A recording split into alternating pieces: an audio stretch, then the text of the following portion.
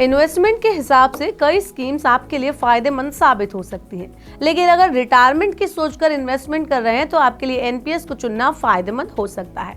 आप चाहे सरकारी कंपनी में हो या प्राइवेट कर्मचारी, अगर आपकी उम्र 18 साल से ऊपर है तो आप नेशनल पेमेंट सिस्टम यानी एनपीएस में इन्वेस्ट कर सकते हैं। आइए जानते हैं इसमें निवेश का तरीका क्या है और इसके लाभ क्या है। Hello and welcome to money 9। मैं हूं मीनू शर्मा।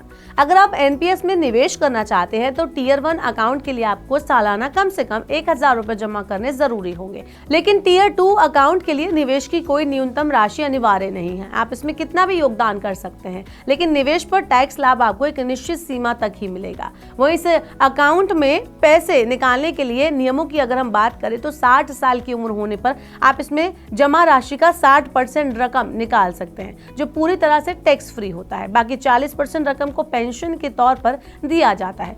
पूरे 100% रकम केवल व्यक्ति की मृत्यु के बाद ही निकाली जा सकती है। वही एनपीएस पर मिलने वाले टैक्स की लाभ की अगर हम बात करें तो इनकम टैक्स सेक्शन 80CC-D1 के तहत आपको कुल वेतन का 10%, निजी कर्मचारी या बेसिक प्लस डीए का 14%, सरकारी कर्मचारी 1.5 लाख रुपए तक की टैक्स छूट मिलती है। वही सेक्शन 80CC-D1B के तहत एनपीएस में अतिरिक्त 50,000 रुपए तक के निवेश को अलग से टैक्स फ्री किया गया है। सेक्शन 80CC-D2 के तहत नियोक्ता के योगदान पर भी आपको टैक्स छूट मिलती है।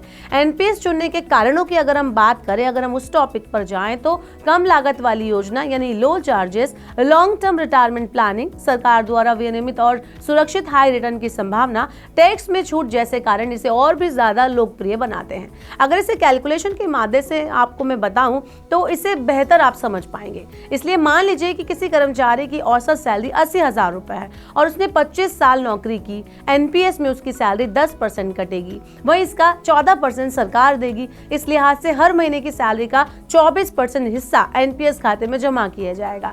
इस हिसाब से उसके एनपीएस में हर महीने 19,200 रुपए का योगदान होगा।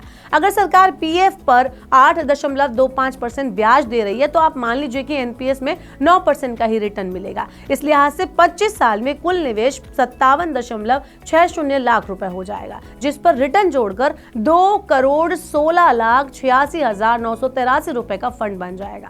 अब एनपीएस में रिटायरमेंट के टाइम पर आपको 60% यानी 1,30,12,190 रुपए वापस कर दिए जाएंगे और बाकी की राशि से एन्युटी खरीदी जाएगी, जिस पर 6% सालाना ब्याज के हिसाब से हर महीने 43,374 रुपए की पेंशन आपकी हो जाएगी।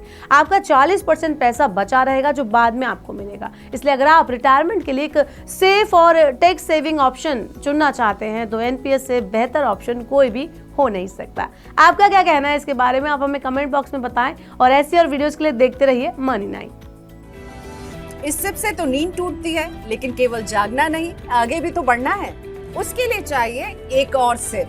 हर महीने छोटी छोटी रकम की इंस्टॉलमेंट यानी सिस्टमैटिक इन्वेस्टमेंट प्लान से शुरू कीजिए निवेश। लेकिन पैसे बढ़ाने वाली कौन सी सिप आपके लिए रहेगी अच्छी? म्यूचुअल फंड सिप से जुड़े हर सवाल का जवाब मेरी सिप मेरा सवाल। सोमवार से शुक्रवार 4 बजे मिलेंगे हम सिर्फ मनी 9 पर।